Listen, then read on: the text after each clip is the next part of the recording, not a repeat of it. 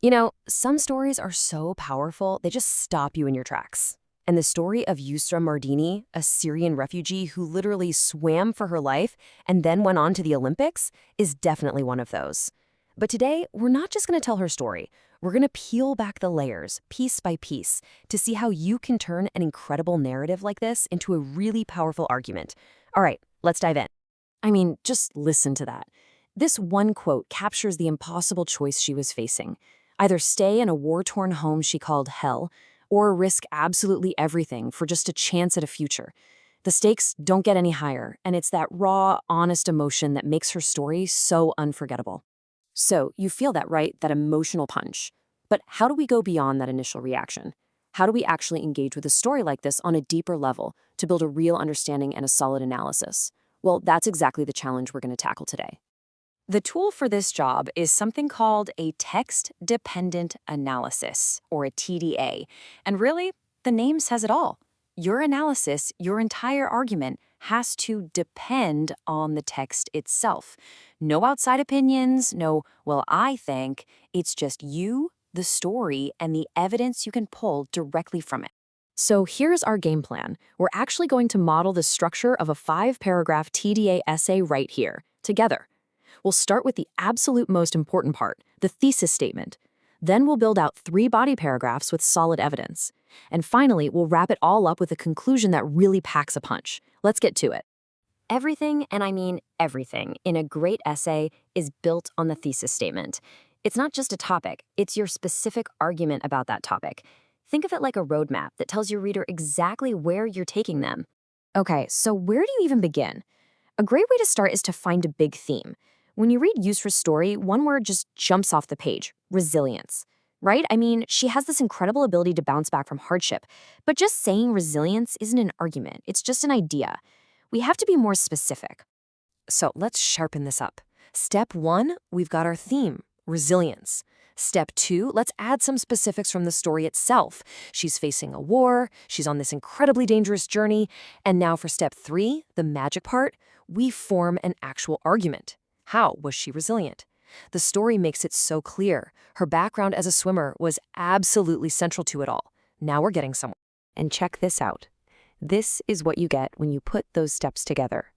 Yusra Mardini's story shows that resilience is forged by transforming one's core skills, in her case swimming, from a passion into a tool for survival. See how good that is? It's specific, you could argue against it, and it's tied directly to the text. This is going to be our guide for the whole analysis. Okay, our roadmap is in place. Time to start building our first body paragraph. A great essay always lays a foundation first. To really get the transformation of Yusra's skill, we first have to understand what that skill meant to her before everything changed. So the point of this first paragraph is simple but crucial.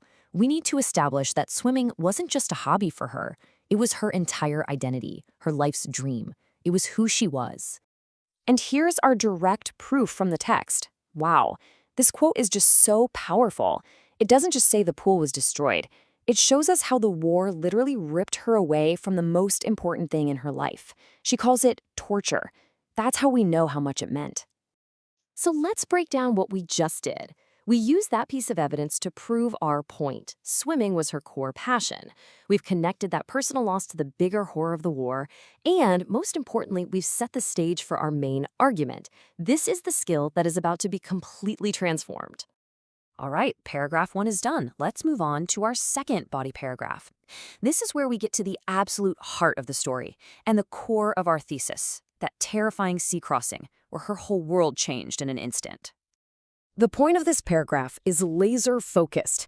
This is the moment of transformation. The skill that was once about winning medals is now about something much, much bigger: survival. And the evidence here is just undeniable. The text gives us her exact thoughts in that moment. It would be a real shame if I drowned because I am a swimmer. That line right there connects her identity as an athlete directly to her actions. She didn't just hang on. She used her specific, honed skill to save herself and 18 other people. So, our analysis is crystal clear. This quote is the proof. It's the pivot point of the whole story, showing us resilience as a physical, powerful force. Her identity as a swimmer literally became the tool that saved her life.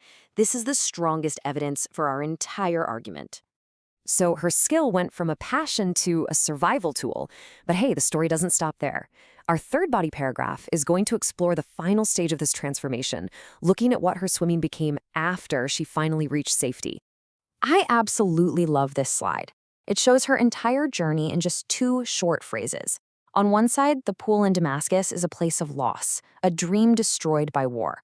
On the other, a pool in Berlin becomes her ticket to a new life. The setting is the same, a pool, but its meaning couldn't be more different. The main point here is that the transformation kept going. Swimming wasn't just for survival anymore. Once she was safe in Germany, it became her bridge to a new community, a new purpose, and yeah, a global platform. And this quote shows that final evolution. Her goal is no longer just personal. It's not about winning or even just surviving. Now it's about using her story, her platform, to help other people. Her skill has become a source of hope for the world. And with this analysis, we bring our whole argument full circle. We've traced the entire journey of her skill, from passion to a survival tool, and finally to a source of purpose.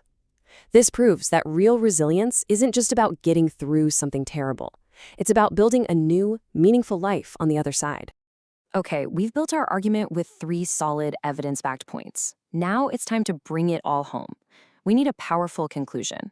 A good conclusion doesn't just end, it leaves a lasting impression. The formula here is pretty simple, but it's super effective. First, say your thesis again, but use some fresh wording. Second, give a quick reminder of your main points, that journey from passion to survival to purpose. But the most important step is number 3, answering the so what question.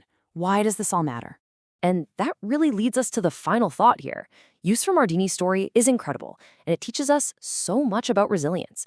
But the process of analyzing her story, that teaches us something just as valuable. It's a skill, how to look closely at something, find the evidence, and build a coherent argument. So the real question isn't just about this essay, it's how can you use that skill to better understand all the complex stories happening around us every single